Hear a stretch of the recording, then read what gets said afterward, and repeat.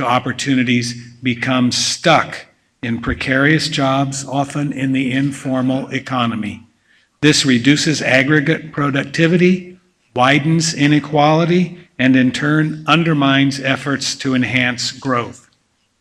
It also gives rise to growing anxiety, which can lead to political turbulence.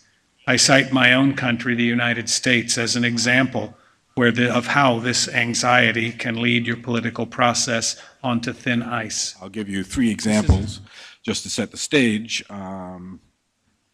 More productivity provides more economic resources that can then be used to provide things like healthcare, to eliminate poverty, to provide better education. In other words, the productivity ultimately is what provides the wherewithal to have inclusiveness.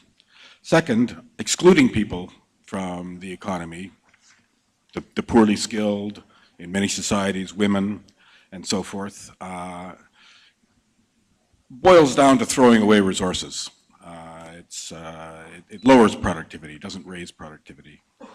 And thirdly, inclusivity is needed for sustainability.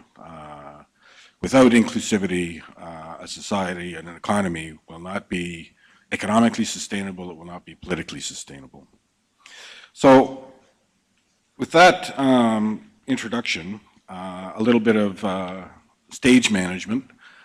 We have our distinguished panel here, and I'm going to change the order a little bit from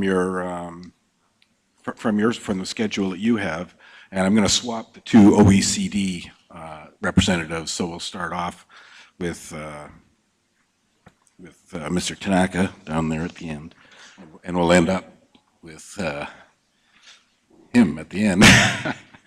Okay.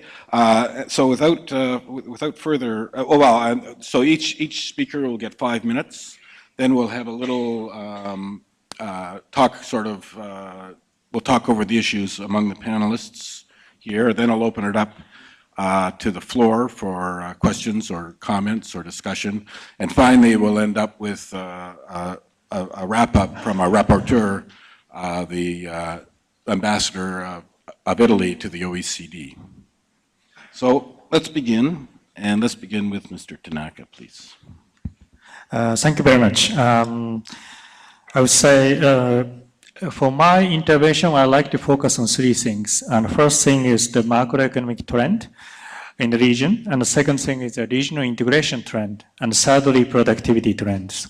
So maybe my intervention will be sort of setting a scene for the next few... savings, the other one is through foreign direct investment. And so that's one. And the other one is human capital, as we call it, which is training and education, ultimately, skill formation. So let me turn to you first, put you on the spot. If you were going to prioritize the policies that were needed to increase productivity and inclusiveness, how would you see that? Then I'll turn to everybody else. Target to job creation. So that's why for FDI attraction, we use both investment